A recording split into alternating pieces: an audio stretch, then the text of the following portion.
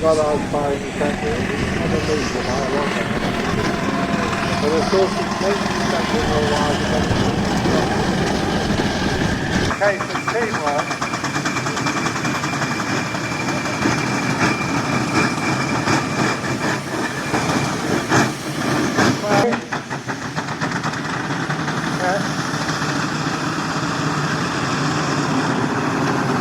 Everything was caught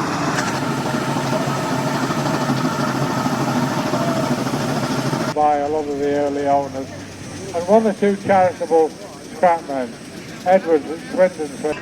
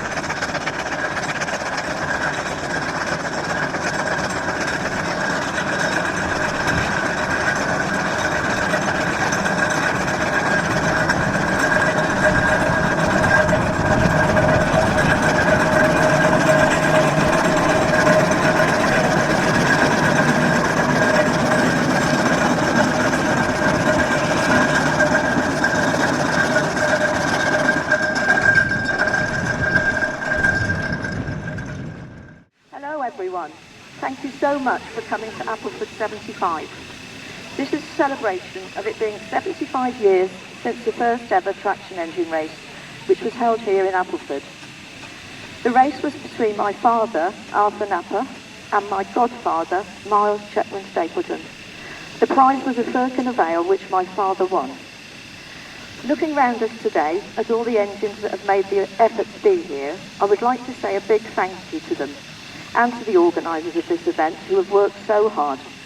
I'm sure if my father and Miles are looking down or up at us today, they would be very pleased and proud of this get-together and of the worldwide interest in the preservation of steam. And now it gives me great pleasure to declare this rally open. Enjoy.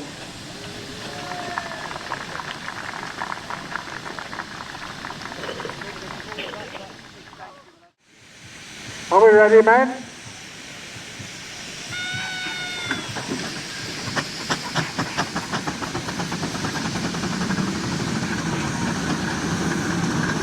Well, Arthur Napper will be proud of that because he's gone off like hellfire. Send your coal on, which is just what the Daily Mirror would have wanted. Just goes to show what you can do with Polish coal when you put too much on at once. Oh dear. I can well believe that Arthur will be going about twice that speed because apparently they absolutely floored the edge when they do.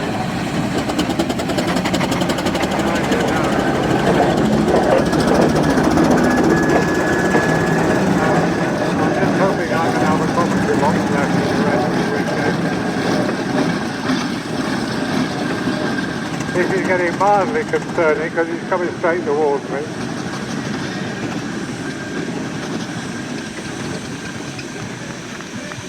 Well, I think it's Old Timer by a short head.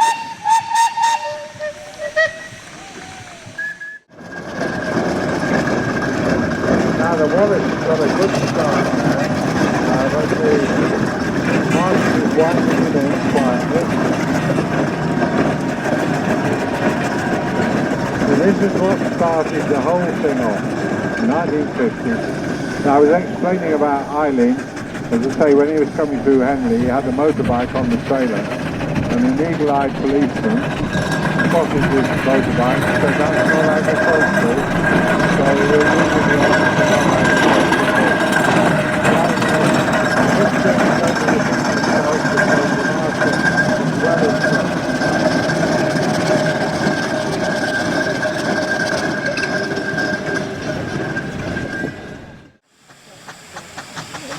Well, Eileen made a cracking start there.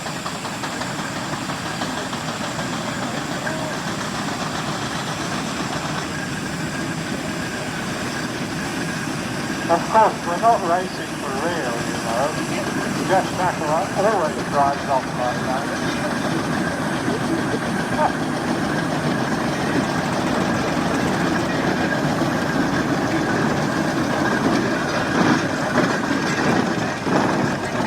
No, I was certainly not coming back backwards.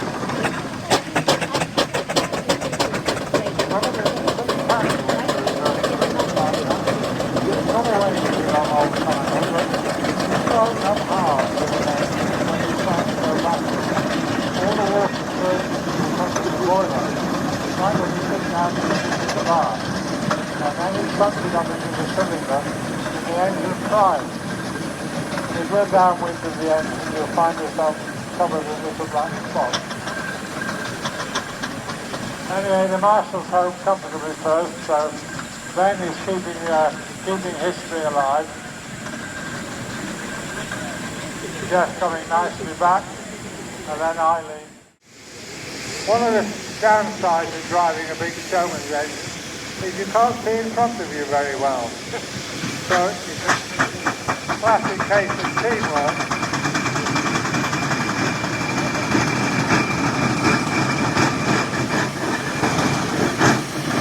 Well, Walton was determined they're going to win this one. Just bear in mind that there's only like an inch of springing on both of them.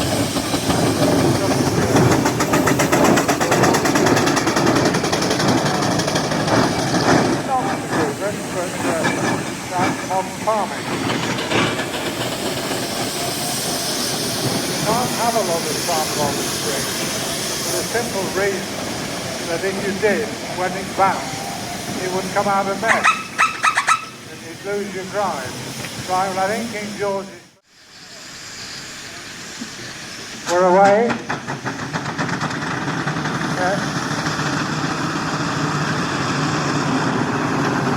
The Evelyn was caught with his crank in the wrong place. He didn't want to go, so he had to do a little jiggle. And of course, he was in a good start.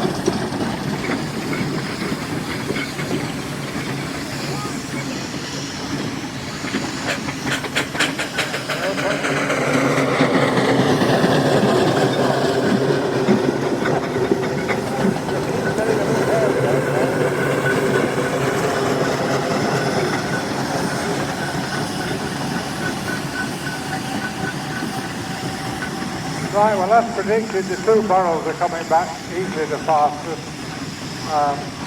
which is a bit of a non-event in a way because they both have an extra gear, of course.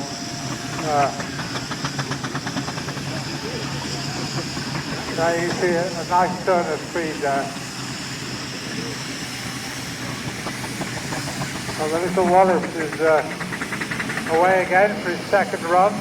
I think they're going up now at the far end. I think that's the plan. Here's the Garrett coming back again. I say an engine not geared for flat out speed, geared for heavy hauling. They were a very good engine. If you look at that as he goes up, compare it with the Burrell and the Aveling, it's just built that bit heavier and stronger, which was why they were favoured by the timbermen and the showmen for haulage work. They also carried more wire rope, which was very useful for timbermen because, of course, they would get the engine down the wood, tie it to a tree, and then flick out the timber that they were going to haul out. All done with the winch rope. All the engines carry a winch. It's tucked behind the left-hand wheel on most of them. It's underneath the post on the back axle. There isn't a winch on the Sentinel. That is purely a hauling vehicle.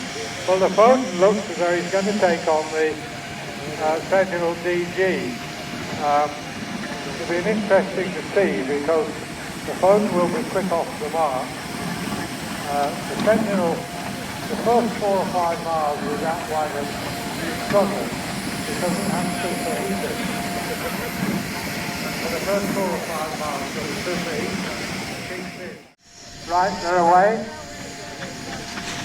So the phone gets away instantly. The Sentinel, you've got to work up through the gears. You've got start gear, slow run, and then into fast run. And it's away now.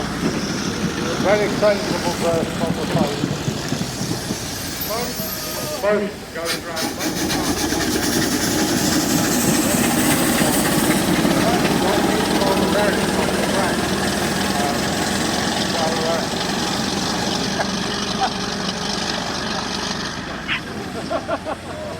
We'll have a bit of braking now with very wide turns.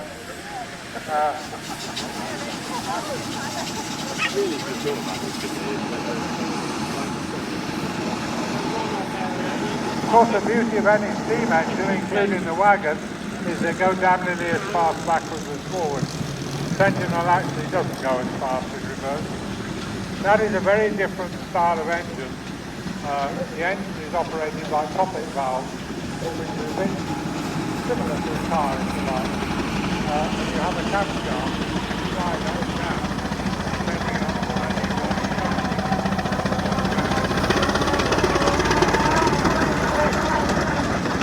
So you slide the camshaft along to select what is going to happen. So they're very different style of engines. The phone, of course, is just like any other engine, except as everything flies around at a heck of a speed. But it's all up on the top. It's all designed and built and operated.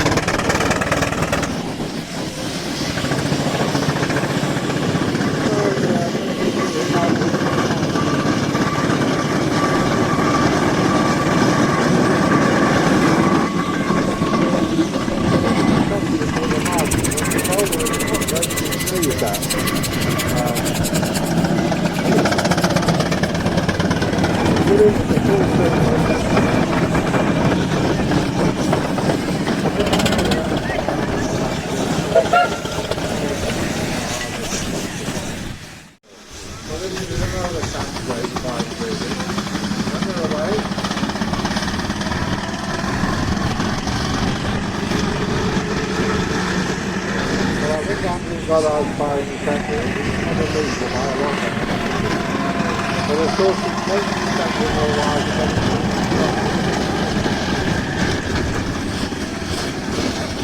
It can be quite fun at the traffic light, the centre. We want to be simple. You can give anybody in one car a hell of a fight with what it is. Because we go off like a rocket.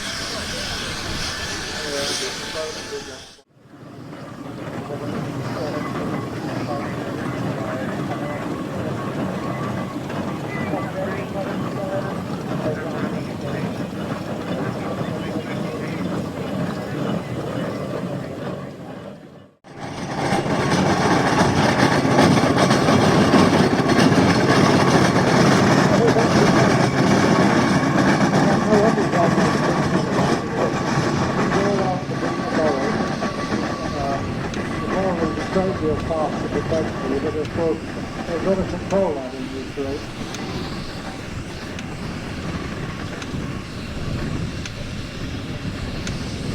Right, so he's got his bucket, he's got his tin of beer.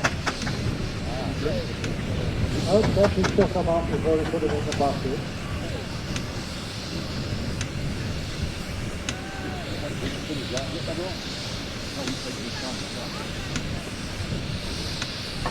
That's the beer done.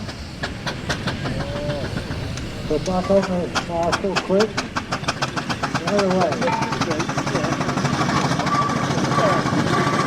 Oh, the line is away as well.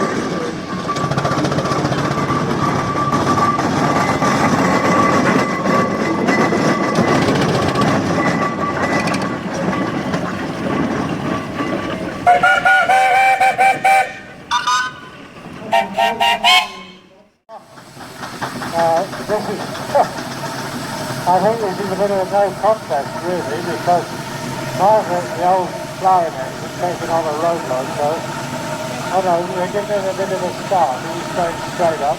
Robertson's got to do the drop, so that's fair enough. Anyway, we'll see who gets to the beer. We'll see this is getting to be halfway down on the line stand already. Can't wait to get to the beer. We'll see what happens.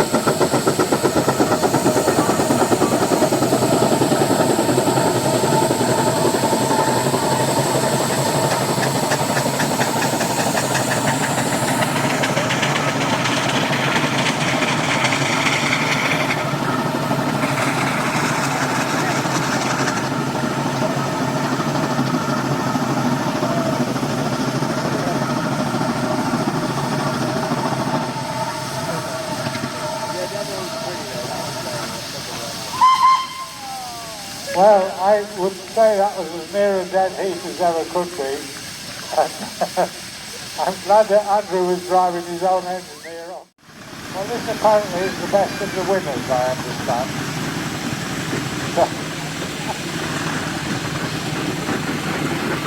Straight shootout between the boroughs, finally. The fine was inside.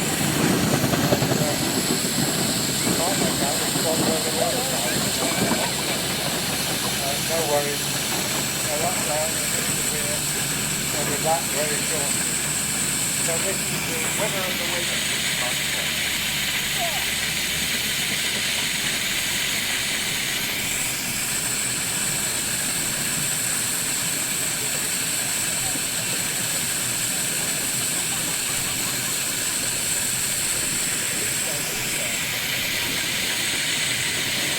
Come on, John!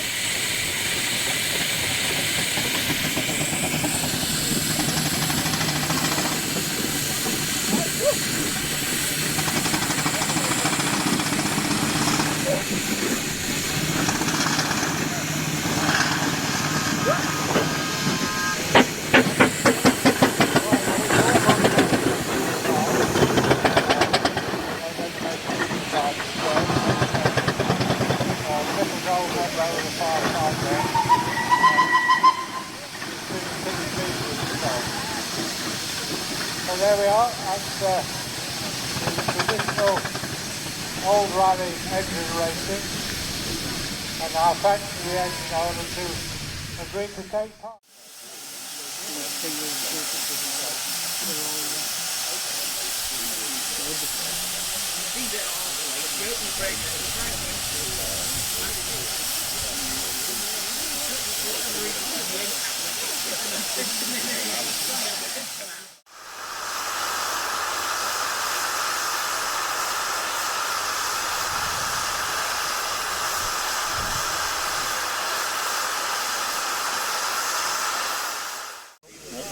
In the way.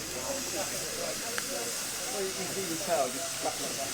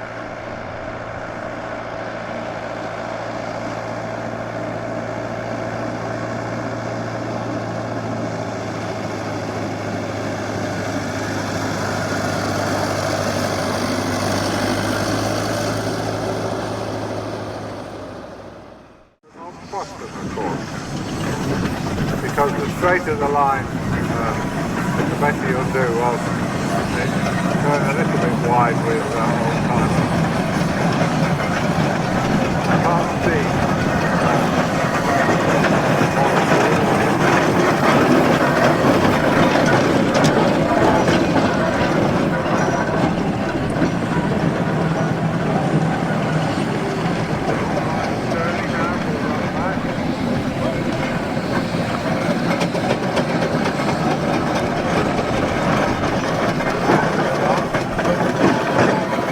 Volunteers gone to.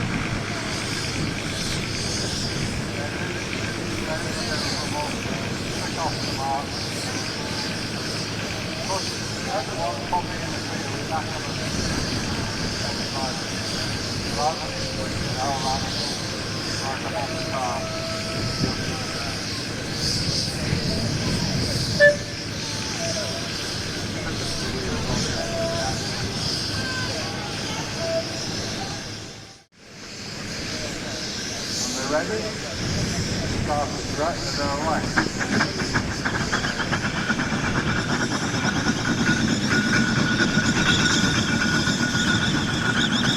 Petrol's flying, unfortunately.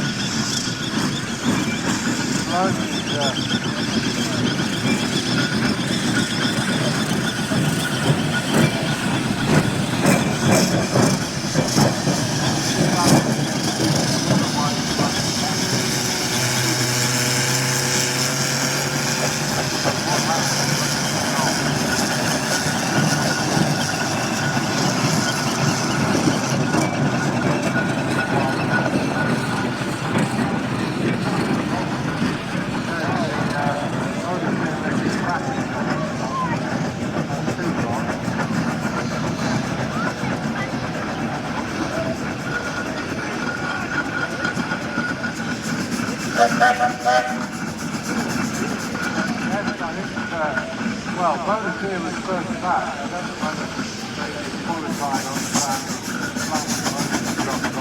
or not.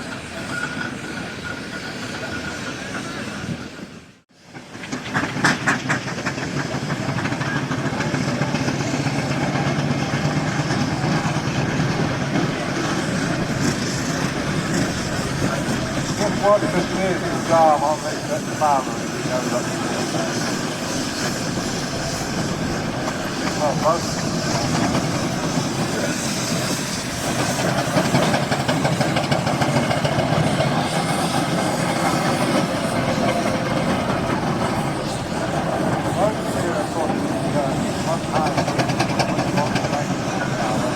They don't help much. Hang on, there's a drum one. Oh, it survives, doesn't it? Missed that one by a whisker.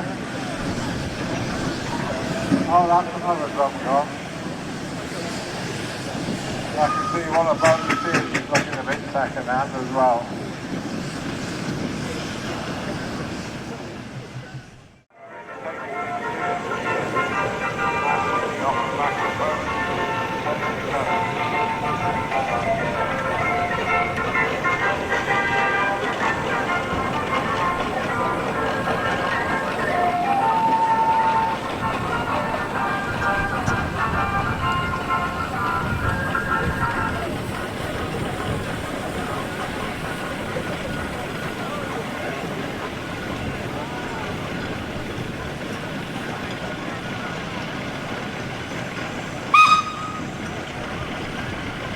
Red, you're a naughty boy. Interfering with the serious game of chess. Come on, Petra, keep moving. Keep moving. Colin, keep moving.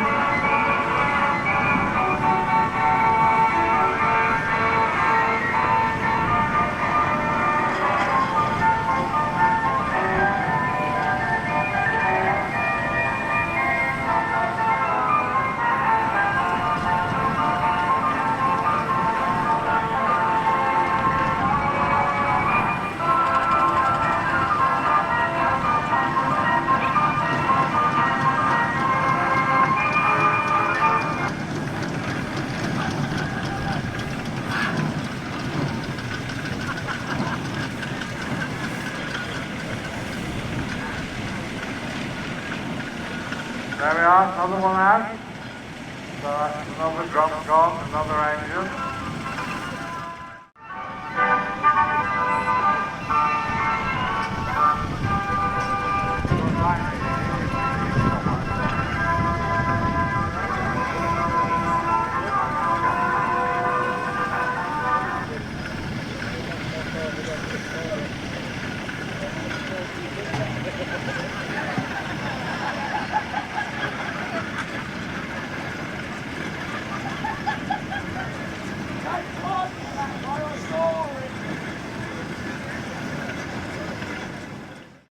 Right, keep moving, Langley. Come on.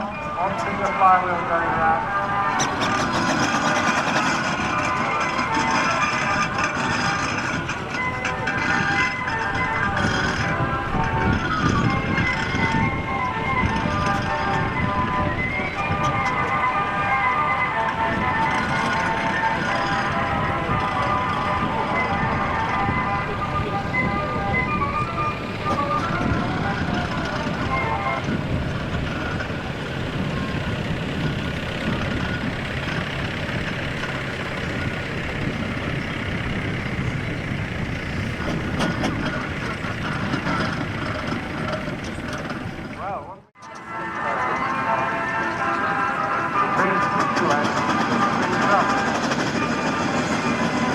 On the engine, not be on the engine, not walking along the line.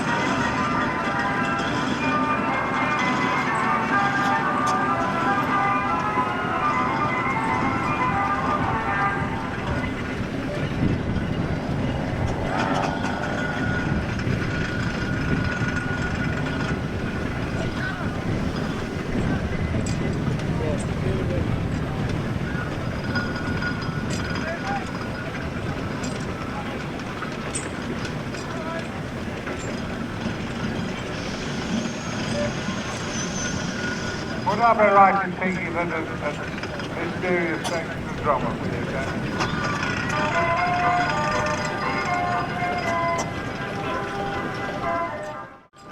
Come on, keep that moving.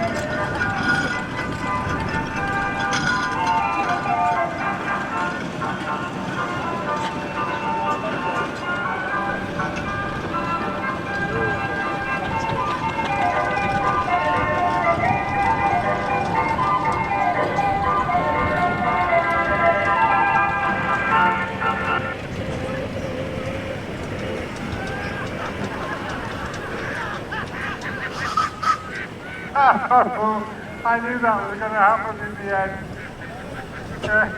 Who's finished up sitting on it? Fourth pair in love and war.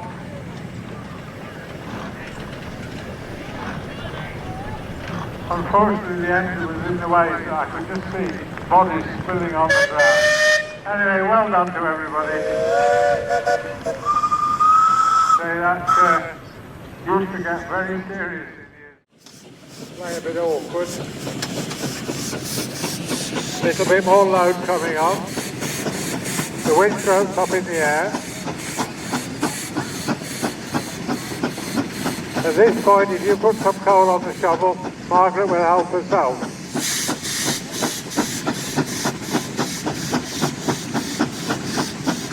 Now listen to that. That's what a proper steam engine sounds like.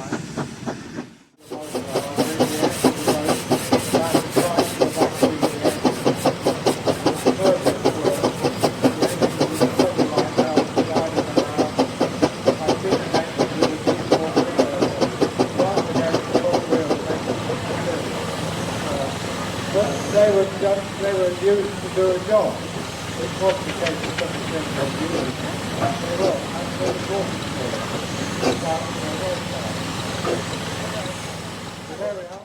when the filming was taking place with the film crew, and actually Claire Barrett, who featured this programme quite widely, has become a very good friend of ours. And she pops up from time to time, still on the television. One of the programmes, I can't remember which one it is, but he's actually a very qualified engineer as well. Anyway, so they rebuilt Margaret Orkney program, and the whole thing was subject to, let's say, a series of programs. Young Richard, who's on the steering, I say young Richard, he's getting middle-aged now. His family are very, very keen. I've never seen Tom's on the regulator, the youngest. And whilst he considered that being out on the engine was much more important, mother and father didn't agree, so he's back home squatting. The other thing you'll notice about that engine in particular, watch Richard on the steering works the wrong way. When you want to go left, you turn the steering wheel left at all. I've driven it on a number of occasions with Andrew Melrose, the owner of Steers, and he's very, very adept at letting the engine do its own steering by just releasing the brake at the correct moment. The little Wallace tractor going around there, heading down, just gone past Margaret on the inside. Again, another little 4-horse tractor. Wallace didn't build many of those, so it's quite a rare thing. Very handy, nice and short, manoeuvrable, pretty speedy on the road. Wallace and Stevens, of course, were relatively local, both based in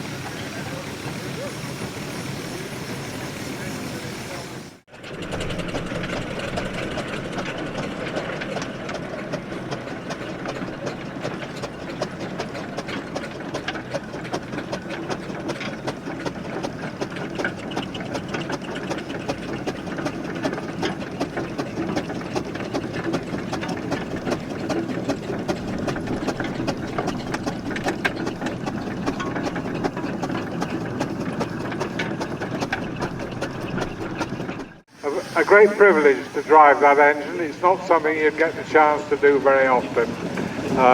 And obviously the steersman is there ready to help him out should anything happen untoward. There are a number of issues that can occur when you're... It's probably one of the most exciting, when the whole of the footplate gets enveloped in steam and you've got to find your way through the steam and turn off the cocks that isolate the water gauge. You'll have a good idea where the water is, and my son proved that when he dredged for 2 days on an engine with its head down and he never saw the water. The trouble with getting short of water is that you can uncover the safety device, the lead plug, If that gets uncovered and it's short of water, it will melt, and the escaping steam will put the fire out. Which, of course, if you do that at a rally on a flat field like this, people will remind you about your disgrace for the next 20 years, probably. And it is their engine. It is run on behalf of the Steam Apprentice Club, and the Steam Apprentices learn to drive it, maintain it, and so on. And it's here, obviously, doing its job.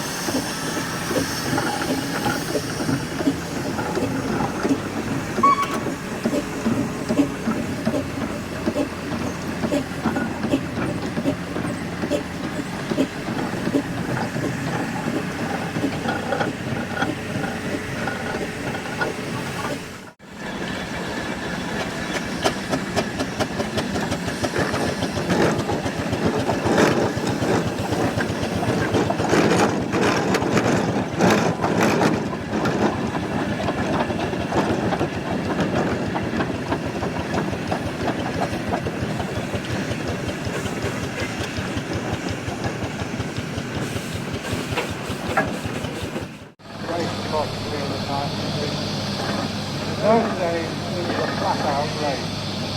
Nowadays we don't do that sort of thing quite the same way because it's not very good for the engine to break. You still have a really serious PLs and all this. And when we first went out, which was the following year or the year after, we had to employ a freight forwarding agent to do all the paperwork because we had to prove that the engines had left the country, so that when it was brought to the track, we didn't have to pay that on it. It was quite cheap because that on an engine in the 1980s was still a substantial amount of money. When Arthur bought Old Timer, I think he paid about 50 quid for it. If you wanted to buy that engine today, well, not that particular one because it has history which makes it more valuable, but nowadays an agricultural engine with a good boiler in decent repair, you're well into six figures. At the bottom end of the scale you could buy a roller that needs a lot of boiler work and isn't actually a runner. You'd probably pay 20,000 to 25,000 for one of those. But if you took that boiler to a boiler maker, you didn't want to do the work yourself, or you couldn't do the work, you'd be looking at £40,000 bill.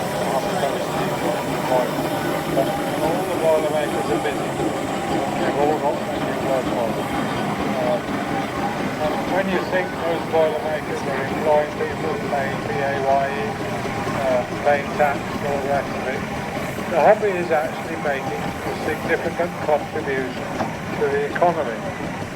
The heritage vehicle industry has just done another survey. That includes everything: classic, commercial, farm tractors, old cars, engines.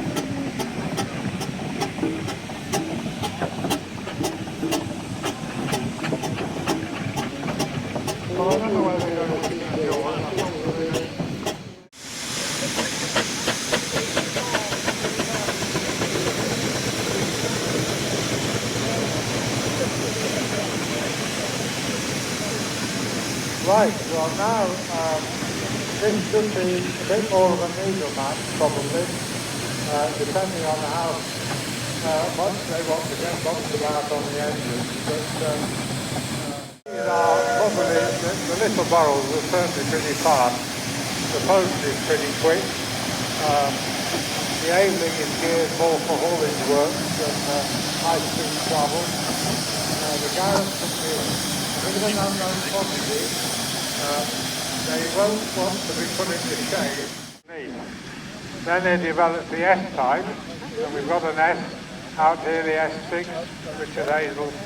That has a 4-cylinder single-acting engine, just like a modern diesel engine.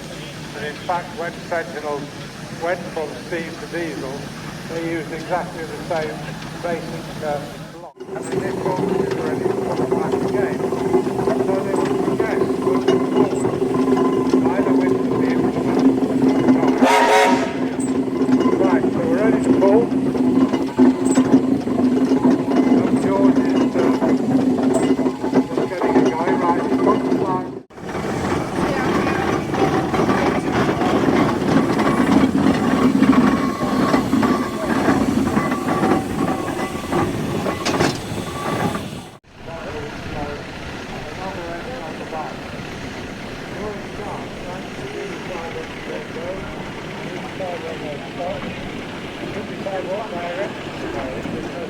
Wherever you go, they've got a coverage.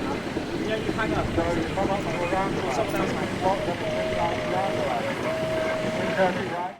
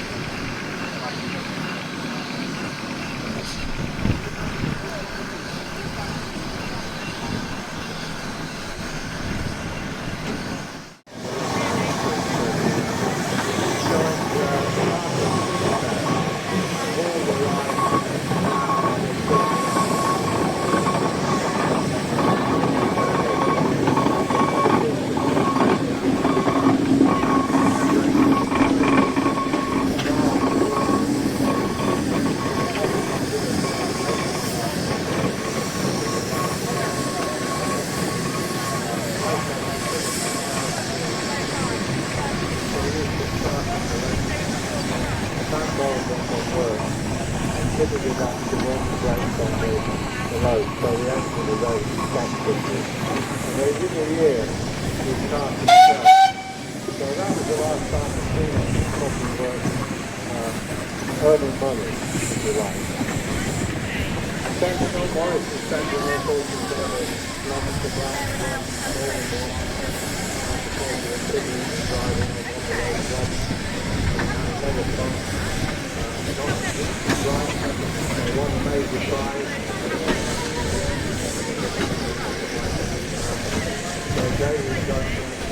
more continuous.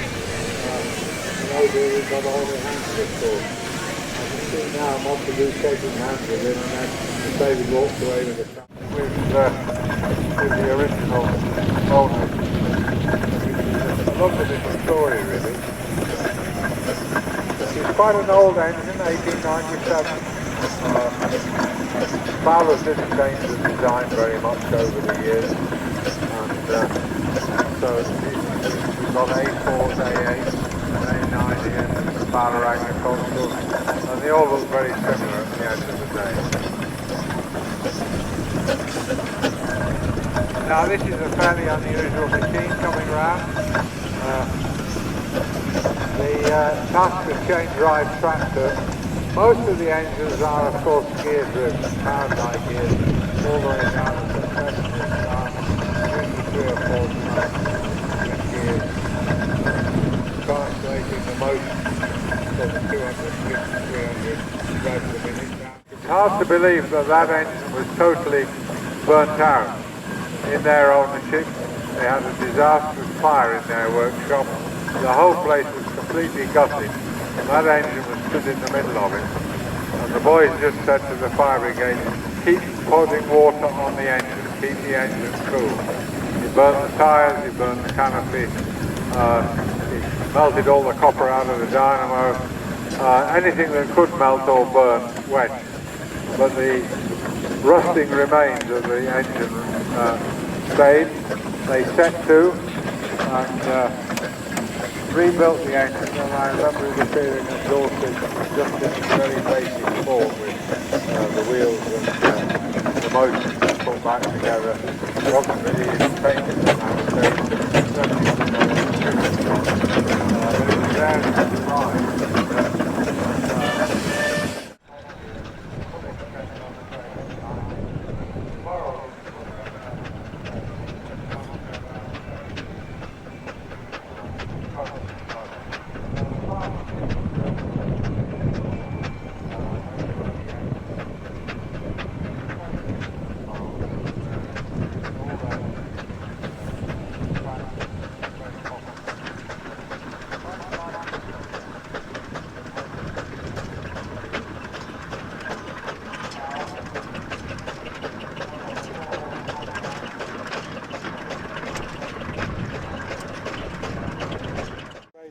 And they were helped by a lot of the early owners, and 1 or 2 charitable scrapmen.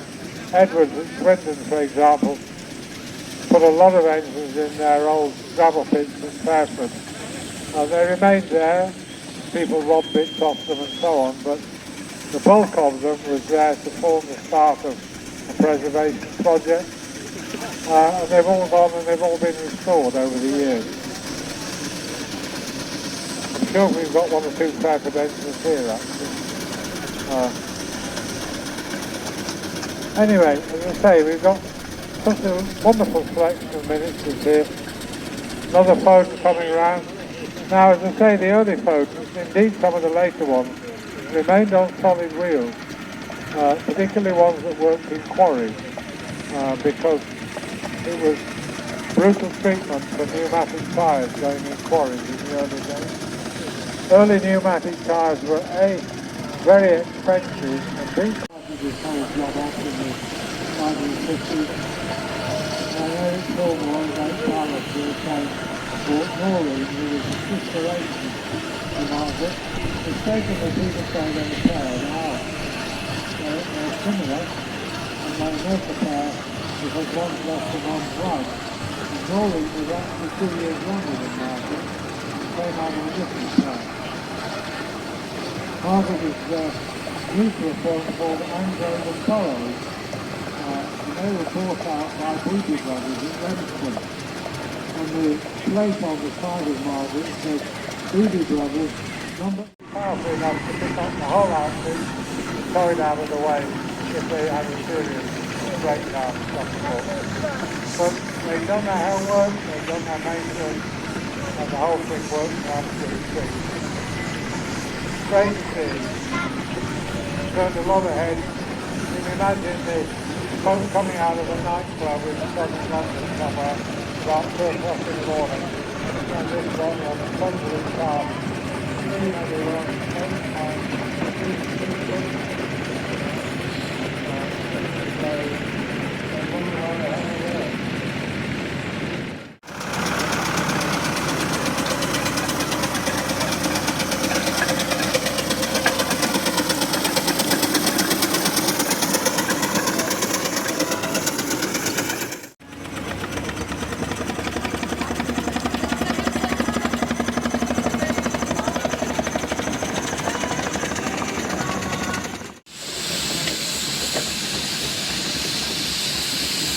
Well, looking along the engine line, we've got an amazing selection of engines here for you to have a look at. Just off to my left, you can see that probably there's no comfortable and relatively quiet when they're on everything activated way in the water level, all the fluid and the driver will have to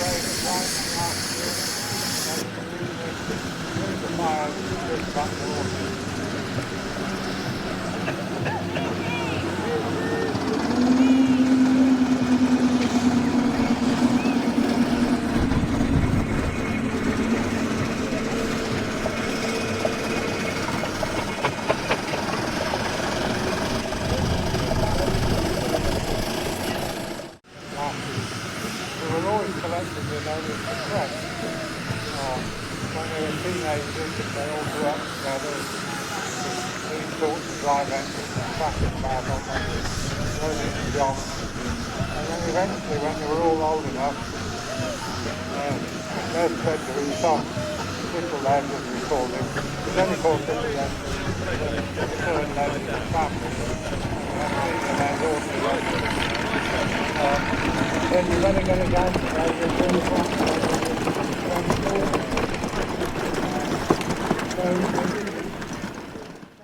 Steam supporter all his life. It's because of him you're in this field today.